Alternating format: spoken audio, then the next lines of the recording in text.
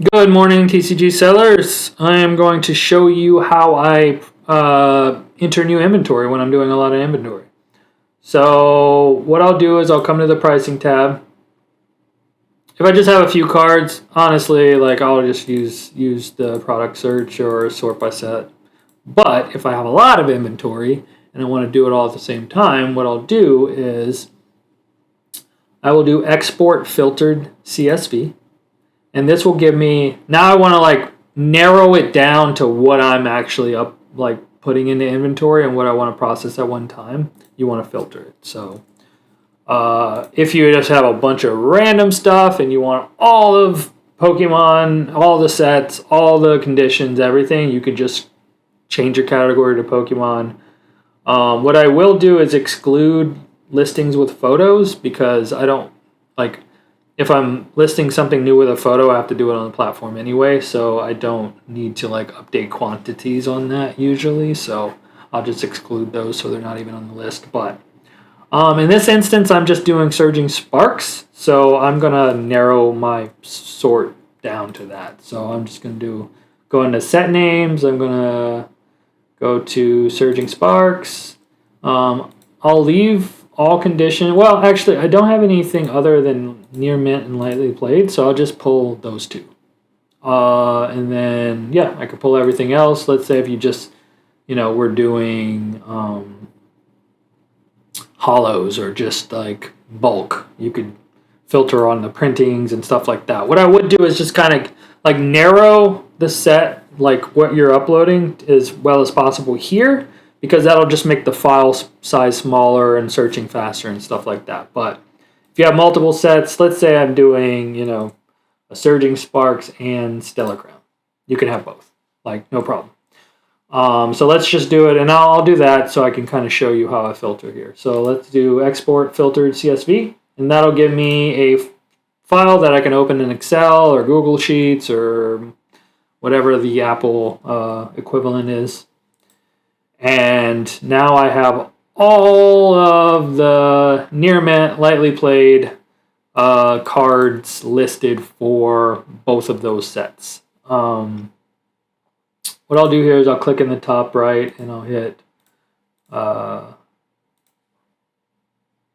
Format, Auto Fit Column Width, and that'll just kind of give me a full, and I can shrink this product name since I don't need the whole thing, but so now you can kind of see, and it's already in alphabetical order. So if you're already in alphabetical order, you can just start entering these like this way, but I'll do a few things. So first off, I'll click any row up here, hit sort and filter, hit the filter button.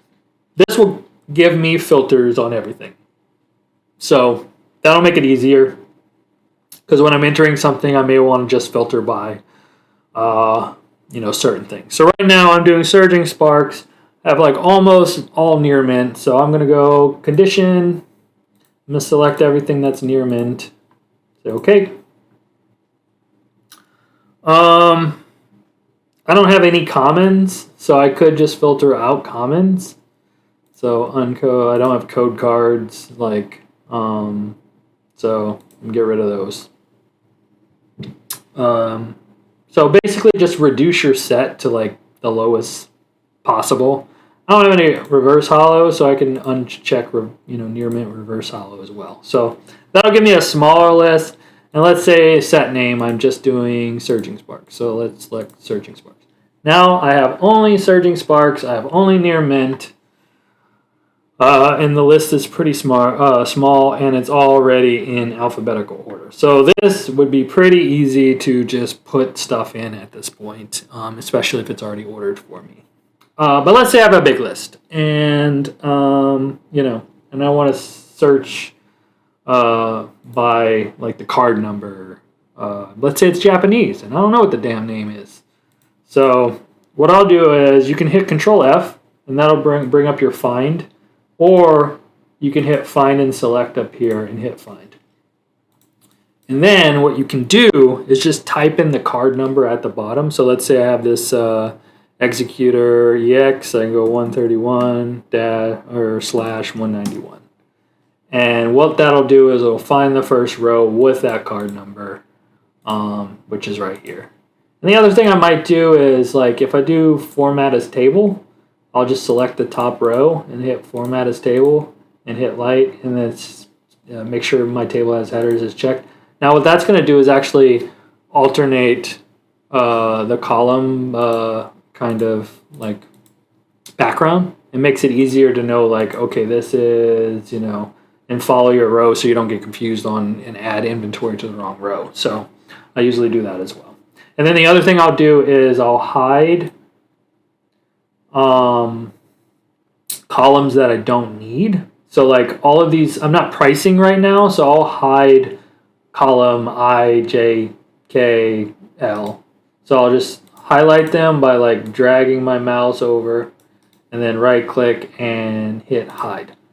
Now, and then I don't need marketplace price yet. Well, I'll need that in a minute, but I'll hide as well.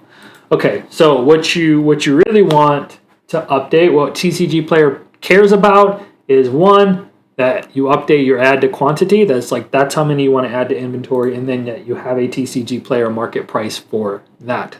Anything with a quantity in it. So that's the two things we'll care about. But yeah. So in this instance, let's just do what I have here. So I have, the 133 to 191. I'll just, how many I have? 1, 2, 3, 4, 5, 6, 7, 8, 9, 10, 11, 12, 13, 14, 15 of them.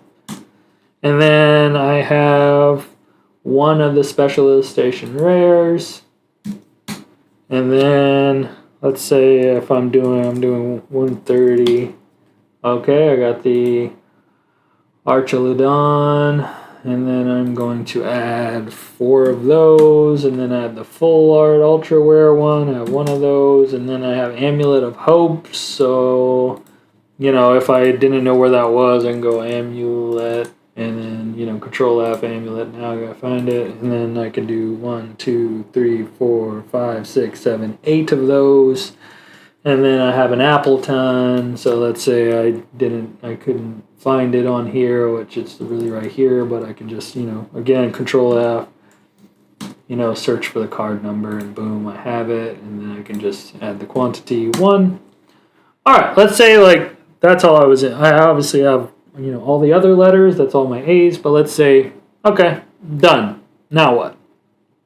All right, so what you can do here is, for one, to make your file size smaller, let's get rid of everything I'm not. So let's clear all my filters. So anything I have a little filter icon on, let's clear it. Clear it. All right, so now I have the whole file. Let's go to add to quantity, and I'm going to filter to just 0. So that's everything I don't have to add. And then what I'm going to do is I'm going to select that top row, select the bottom row, Shift click, delete.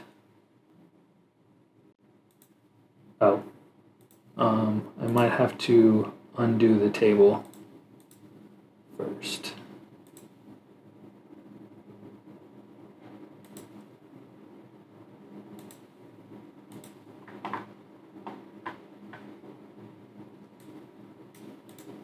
Okay, well, here's a better way. So when I'm done, I'll just hit Control S. And then I'll go in, and what that does is just save it back as a CSV. I'll close, reopen it from my folder. Let's just do that. Now everything's back to, okay, no more table, no more everything's nice. And now I won't have that problem. So let's put the filter back on, add the quantity, go to 0. Let's select all of those. And again, this is not necessary, I guess. You don't have to filter this out. You could just upload it as is. But if you just want to see, what you have to upload, this is kind of nice. So, because anything that's 0, TCGplayer will just basically ignore it if you didn't make any changes anyway. So, but one thing that is important is you set a marketplace price. So I did another video on my pricing strategy, but I am just going to copy my formula, boom, and double click that. And well, it didn't do all of the rows like it should, but yeah. Okay, so, and as you can see, like I'm well above market on some of this. So $1, 15 on this, $1.23, 268 on this. So, and then I'm just going to save that. And now I have what I'm uploading. So go back to TCGplayer, close all this, close this, go to import to stage, choose file, choose the file I just did, hit next. All right, I got my 6 records, hit continue. And then if I'm ready to just move this, I can just move it to live, and then it'll be ready, it'll be live. I'm gonna hit view stage just so I can show you what that looks like if you want to review it. So this will give you everything, that's basically all the changes. It'll kind of tell you what total should be in stock, how much you're adding to inventory, what your prices are, and if they have anything that's actually already like you have a live price for currently, it'll tell you what the difference is. So obviously everything for this is pricing the same since I'm using the same formula I did last time and there haven't been any market changes. So if this all looks good, then I can just hit move to live and boom, it's live. Just click move to live. You might have to confirm it, but I have a lot more cards to insert, so I'm not going to do that. So I'm just going to hit delete stage inventory and hit confirm and hit confirm.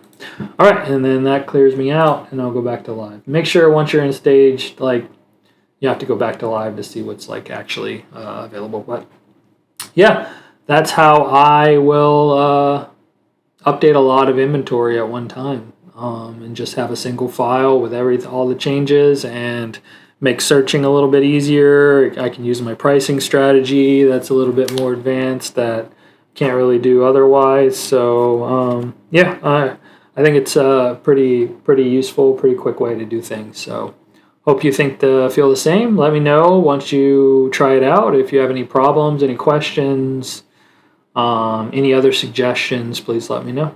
Thank you.